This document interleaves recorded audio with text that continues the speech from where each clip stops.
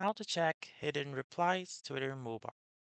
So the first step is by opening your Twitter app, and then you should simply go to the specific post that you want. So for example, I'll just choose this one.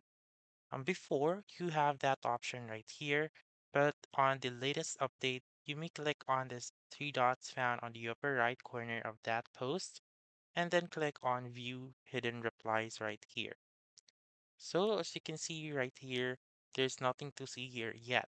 But on other posts or tweets, you may be able to see the hidden replies on this section. So again, just to recap, just simply open Twitter, choose a specific post or tweet, and then click on the three dots, click on View Hidden Replies, and then that's it. So let's try another one, this one. Click on the three dots, View Hidden Replies, and then there you go. That's how you can check hidden replies Twitter mobile. So that's all for this video. Let me know in the comments section if this works out for you. For more helpful tutorials like this, please subscribe to our channel and don't forget to click that notification bell. Thank you for watching and have a wonderful day.